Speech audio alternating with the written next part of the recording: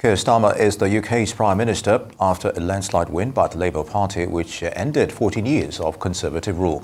In his first speech as Premier a few minutes ago on the steps of number 10 Downing Street, Starmer pledged to rebuild the country but cautioned it will take time. Earlier, former Prime Minister Rishi Sunak apologised to the nation following the Conservative Party's general election defeat, the worst in its parliamentary history. Good afternoon. I have just returned from Buckingham Palace, where I accepted an invitation from His Majesty the King to form the next government of this great nation.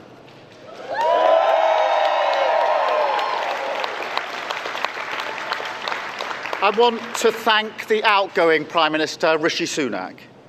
His achievement as the first British Asian Prime Minister of our country, the extra effort that will have required, should not be underestimated by anyone. And we pay tribute to that today. And we also recognise the dedication and hard work he brought to his leadership.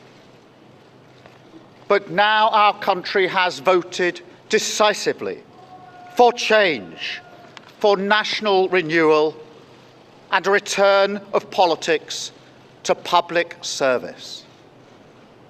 When the gap between the sacrifices made by people and the service they receive from politicians grows this big, it leads to a weariness in the heart of a nation, a draining away of the hope, the spirit, the belief in a better future, that we need to move forward together.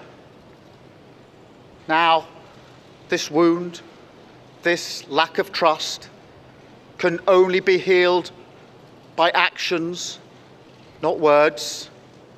I know that. But we can make a start today with the simple acknowledgement that public service is a privilege and that your government should treat every single person in this country with respect. Well, joining us now from London is our special correspondent, John Cookson. John, it's great to have you. Please bring us up to date with this developing story.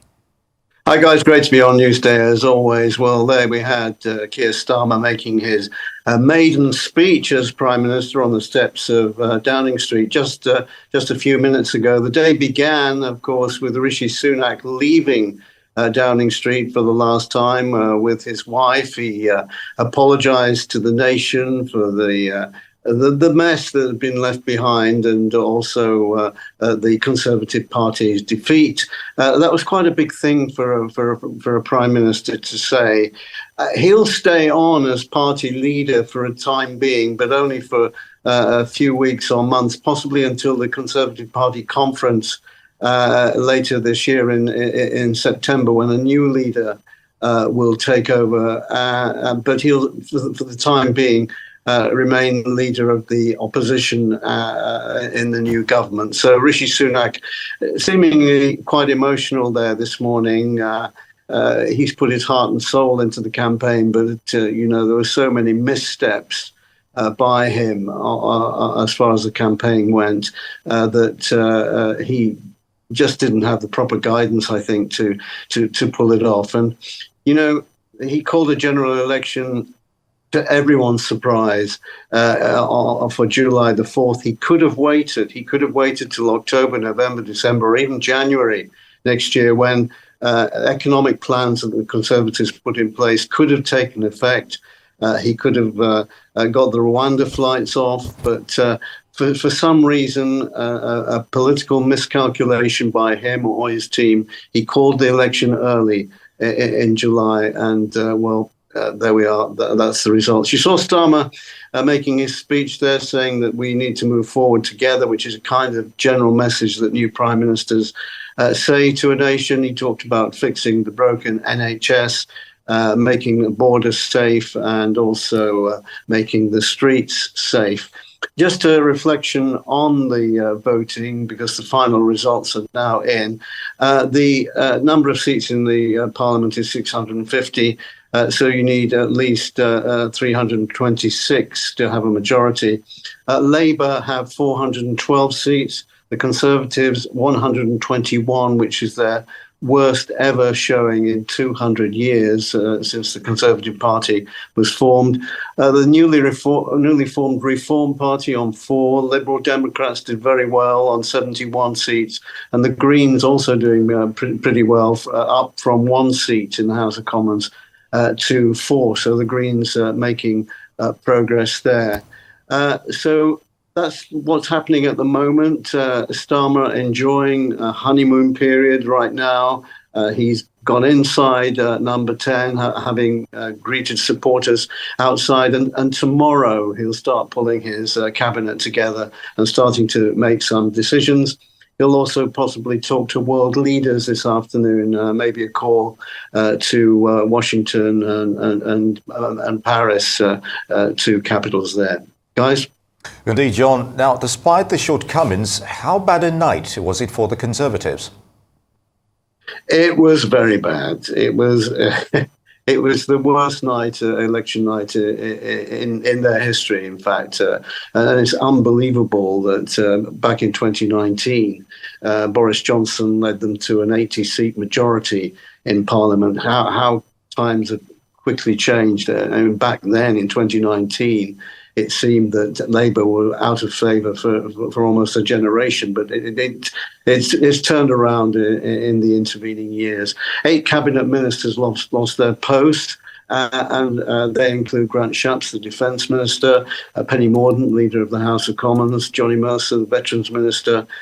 Jeremy Hunt, the Chancellor, managed to keep his seat, but the former Prime Minister, Liz Truss, whose prime ministerialship of 49 days arguably caused so much cost to the country, crashed the economy. She lost her seat. So there's certain cheering in certain parts of the country that happened to, especially from families who are finding the cost of living crisis difficult to deal with at the moment.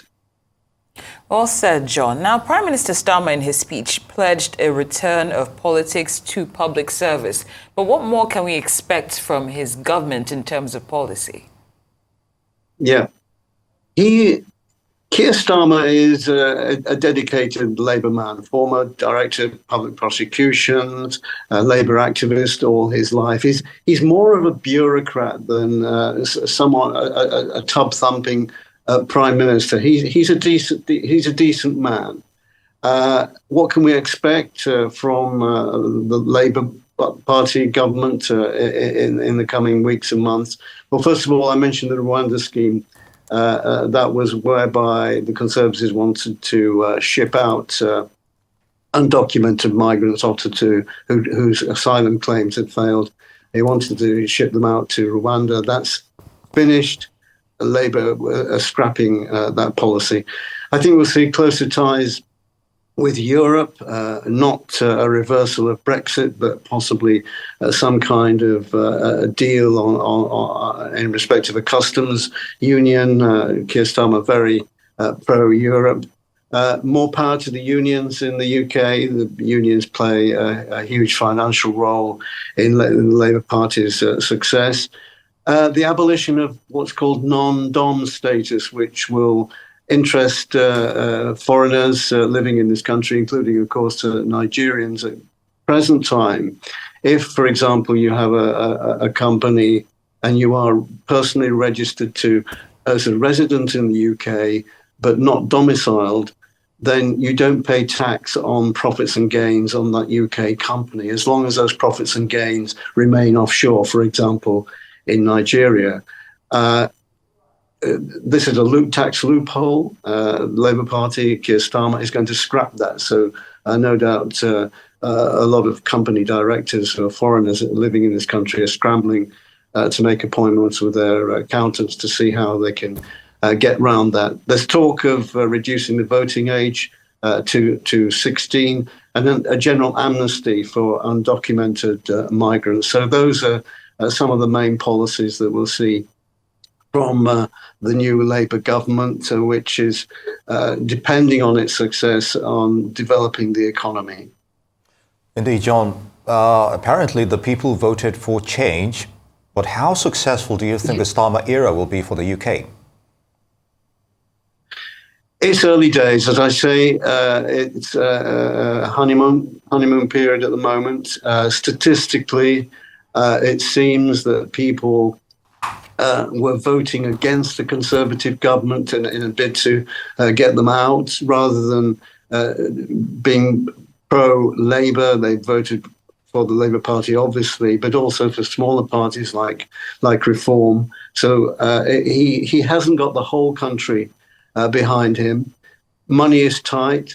There's a huge lack of trust in politicians.